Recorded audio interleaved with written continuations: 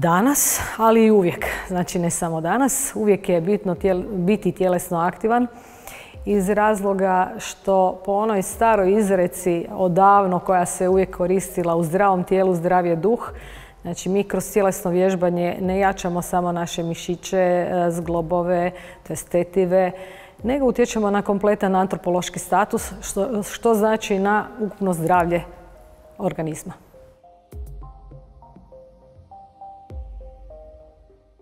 Sport u školi je važniji nego što to mnogi misle. Itekako je važan, pogotovo danas kad djeca sve manje provode vremena u dvorištima, kad praktički i nemaju dvorišta, nego iz zgrade izlaze na asfalt. Druga su stvar djeca koja su okružena prirodom.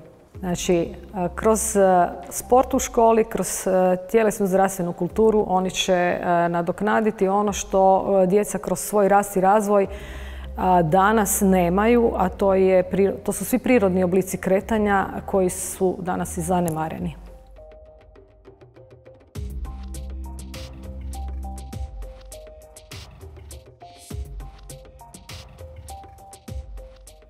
Važan je jednako kao i ostali nastavnici, ali je po pitanju zdravlja važniji i od liječnika. Jer kroz sport znamo da radimo na preventivi, a zdrava djeca, zdrava populacija će biti zdrav narod, radno sposoban, koji će sigurno kao nacija moći puno više dati od sebe nego ako imamo bolesne ljude gdje opterećujemo zdravstveni sustav. A kroz tjelesno vježbanje mi ćemo smanjiti opterećenje na zdravstveni sustav i tako zapravo doprinijeti općem boljitku naše i države, a ne samo osobe.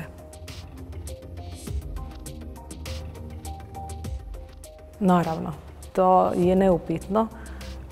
Svi sportaši, ako malo pogledate i profil ličnosti sportaša i onih koji se rekreativno bave sportom, vidjet ćete da su drugačiji ljudi, to mogu tvrditi. Zašto? Zato jer kroz bavljenje tjelesnom aktivnošću se luče pozitivni hormoni, zapravo hormoni koji utječu na dobro raspoloženje i umanjuju i depresiju, umanjuju loše raspoloženje. Znači mi kroz sport smo ne samo zdravi, već smo i ljudi koji smo dobre volje.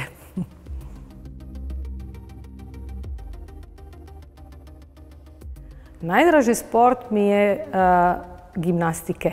Znači različite gimnastike, a pogotovo ritmička gimnastika koju ja ovdje predajem na fakultetu. Naravno, pokazat će vam moja kolegica Josipa i vjerujem da ćete to probati odraditi i da ćete uživati i vidjeti dobrobit tih vježbi.